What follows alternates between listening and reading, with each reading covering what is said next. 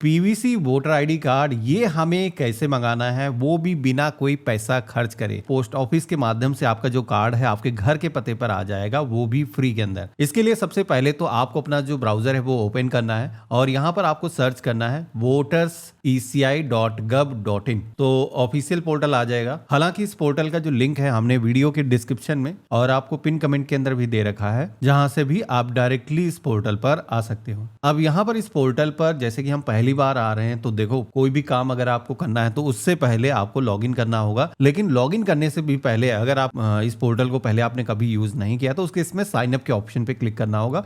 Mobile number यहाँ पर दर्ज करोगे और ईमेल आईडी आपको दर्ज करना है, कैप्चा कोड आएगा वो आप सेम दर्ज करोगे। इसके बाद में अकाउंट आपका क्रिएट हो जाएगा। तो हम यहाँ पर डायरेक्टली लॉगिन कर रहे हैं, तो उसके लिए अपना जो मोबाइल नंबर है दर्ज करेंगे, कैप्चा कोड सेम दर्ज करेंगे, रिक्वेस्ट ओटीपी के ऑप्शन पे क्लिक करेंगे तो हमारे मोबाइल फोन पर जो हमने नंबर दर्ज किया होगा उस पर एक कोड आएगा। वेरीफाई के ऑप्शन पे क्लिक करेंगे तो इस तरीके से हम पोर्टल के अंदर लॉगिन हो जाएंगे। अब लॉगिन होने के बाद में आप सभी को जैसे कि वोटर आईडी कार्ड का पीवीसी कार्ड आपको चाहिए, तो इसके लिए फॉर्म नंबर 8 आपको भरने की जरूरत होती है, जो कि हम ऑनलाइन तरीके से भर सकते हैं। हम फिल फॉर्म नंबर 8 वाला जो ऑप्शन है इस ऑप्शन पे क्लिक करेंगे। इसके बाद में सेल्फ वाले ऑप्शन पे क्लिक करेंगे तो यहाँ पर हमसे हमारा जो ईपिक नंबर है वो मांगा जाएगा, जिसके अंदर आपको अपना जो वोटर आईडी कार्ड नंबर है वो यहाँ पर दर्ज करना है और सबमिट के ऑप्शन पे क्लिक करना है। तो अब आप देखोगे कि हमारे वोटर कार्ड के जो भी रिकॉर्ड हैं वो गवर्नमेंट के साइट से फेच होकर के आ चुके हैं। तो ऐसे ही आपके केस में आएंगे और वोटर आईडी कार्ड पुराना कोई फोटोकॉपी है तो उस पर आपको ये नंबर मिल जाएगा। जस्ट फोटो के ऊपर ये नंबर होता है,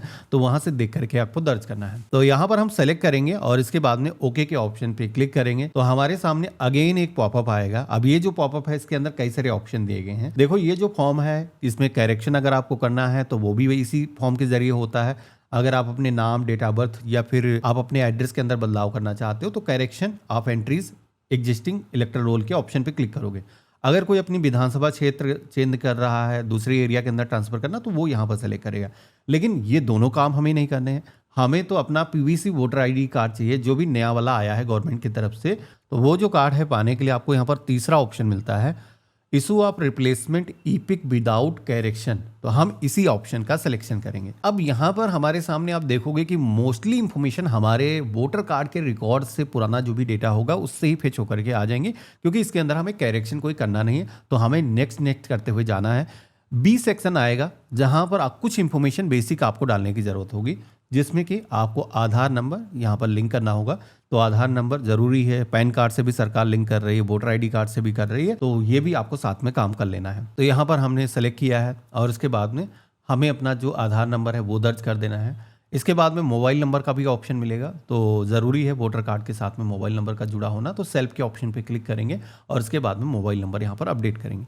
ईमेल आईडी भी डाल लेना है, तो इसके बाद में जीमेल आईडी जो भी आपकी है वो दर्ज करोगे, जिससे कि आपकी ईमेल पर भी आपके नोटिफिकेशन आ जाएंगे। अब इसके बाद में हम नेक्स्ट के ऑप्शन पे क्लिक करेंगे तो हमारे सामने ऑप्शन आएगा application for issue of replacement EPIC without correction का, जहां पर आप देखोगे कि करेक्शन तो हम नहीं कर रहे हैं, लेकिन हमें रीजन बताना है कि हम वोटर कार्ड क्यों दोबारा से इशू करा रहे हैं। तो यहाँ पर 3 तरीके के ऑप्शन सरकार देती है। एक तो है ऑप्शन लोस्ट। देखो अगर आपका जो पुराना वोटर आईडी कार्ड है अगर खो गया है तो उस केस में आप लोस्ट वाला जो ऑप्शन है वो सेलेक्ट कर सकते हो। आप यहाँ पर बता सकते हो कि हमारा जो वोटर आईडी कार्ड है वो खो गया है। लेकिन इस ऑप्शन के अंदर एक प्रॉब्लम ये है कि देखो कोई भी दस्तावेज हो, आपका आधार कार्ड हो, पैन कार्ड हो या फिर पासपोर्ट हो, तो ऐसे जो भी दस्तावेज हैं अगर खो जाते हैं तो ऐसे में आपको कंप्लेंट एक रजिस्टर करनी होती है, यानी कि एफआईआर करनी होती है।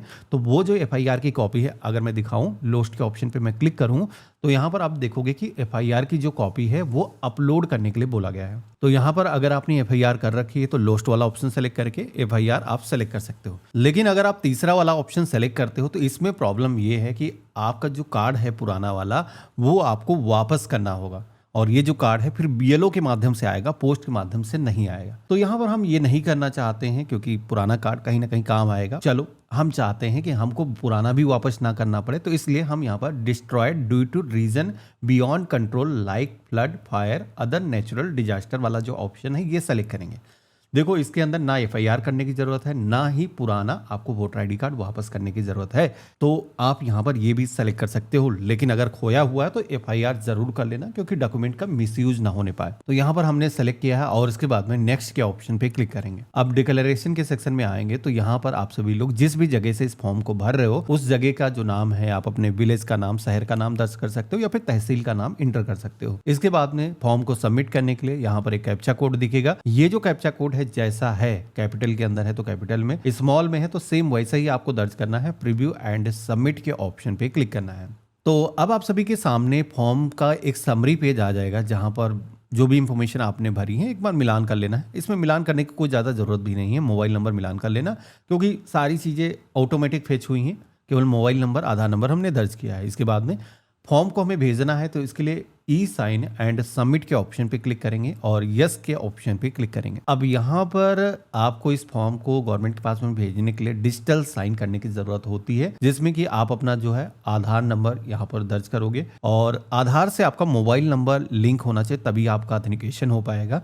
तो इसके लिए गेट ओटीपी के ऑप्शन पे क्लिक करेंगे तो हमारे आधार कार्ड से जो भी हमारा मोबाइल नंबर लिंक होगा उस पर वेरिफिकेशन के लिए कोड आएगा। वो जो कोड है हम यहाँ पर दर्ज करेंगे और आई हेयर बाय के ऑप्शन पे क्लिक करेंगे, सबमिट करेंगे तो हमारा जो ऑथेंटिकेशन है वो हो जाएगा। इसी के साथ में हमारे सामने हमारा जो एप्लीकेशन का एक्नॉलेजमेंट नंबर है वो यहाँ पर जनरेट होकर के आ जाएगा। अब ये जो नंबर यहाँ पर दिया गया है, अगर आप फोन से कर रहे हो तो इसका स्क्रीनशॉट ले लेना है। आप चाहो तो इसे डाउनलोड करके अपने पास में सुरक्षित करके रख सकते हो, क्योंकि एक स्लिप मिलती है। आपने वोटर आईडी कार्ड के लिए दोबारा से रीप्रिंट करने के लिए अप्लाई किया है, इसका फॉर्म आपको मिल चुका है। अब देखो गवर्नमेंट की तरफ से वोटर आईडी कार्ड को दोबारा से प्रिंट करके आपके घर के पते पर सेंड किया जाता है, जिसमें नॉर्मली अगर मैं लखनऊ की बात करूं तो दोबारा से वोटर आईडी कार्ड आने में करीब 15 से 1 महीने तक का समय लग सकता है। कुछ स्टेट के अंदर इससे जल्दी भी हो सकता है, कुछ स्टेट के अंदर 3 महीने तक का समय लग जाता है। तो ये थोड़ा सा आपको पेशेंस रखना होगा। तब तक अगर आपके पास में वोटर आईडी कार्ड नहीं है तो डिजिटल तरीके से आप अपने वोटर आईडी कार्ड को डाउनलोड करके उसे आप इस्तेमाल कर सकते हो। बाकी यहाँ पर वोटर आईडी कार्ड के लिए जब भी आप दोबारा से प्रिंट करके मंगाने के लिए अप्लाई करते हो तो ये पोस्टमैन आपका लेकर के आता है। लेकिन अगर आपको कोई भी स्टेटस जानने को नहीं मिलता है कि वर्तमान में स्थिति क्या है, क्या प्रिंट हुआ है या नहीं हुआ, तो इसके लिए यहाँ पर ऑप्शन मिलता है ट्रैक एप्लीकेशन स्टेटस का। अब आप इस ऑप्शन पे क्लिक करोगे तो यहाँ पर आपको अपना जो रेफरेंस नंबर है वो दर्ज करने के लिए कहा जाएगा। तो जो मैंने नोट कराया था वो आप यहाँ पर दर्ज करोगे और सबमिट करोगे तो आप सभी के सामने वर्तमान जो भी स्टेटस होगा वो यहाँ पर आ जाएगा। जैसे कि आप देखोगे कि जस्ट हमने अभी फॉर्म को भरा है तो इस वजह से सबमिटेड यहाँ पर मेंशन हुआ है, और हमारा जो फॉर्म है जैसे ही गवर्नमेंट की तरफ से अप्रूव होगा तो यहाँ पर उसका जो स्टेटस है वो अपडेट हो जाएगा। बेसिकली बीएलओ यहाँ पर अप्रूव करेगा, उसके बाद में आपका जो वोटर आईडी कार्ड है वो रीप्रिंट होगा। तो ये रहता है पूरा प्रोसेस। बाकी यहाँ पर स्टेटस आपको जानने को मिल जाएगा। अगर आपको ई इपिक डाउनलोड करना है तो डाउनलोड ई वोटर कार्ड का जो ऑप्शन यहाँ पर दिख रहा है इस पर क्लिक करके आप यहाँ पर अपना ईपिक नंबर दर्ज करके उसकी डिजिटल कॉपी डाउनलोड कर सकते हो जब तक वोटर कार्ड नहीं आता है। आशा करता हूँ वीडियो काफी पसंद आया होगा। अगर आपको वीडियो से कुछ भी नया सीखने को मिला है तो वीडियो को लाइक करके जरूर जाना। चैनल पे नए हो सब्सक्राइब कर लेना। अगर आपके मन में कोई भी सवाल है, किसी भी तरीके का कोई सुझाव हो तो मुझे कमेंट में लिख करके बता सकते हो। और हम मिलते हैं ऐसे ही एक नए वीडियो में। तब तक के लिए गुड बाय, जय हिंद।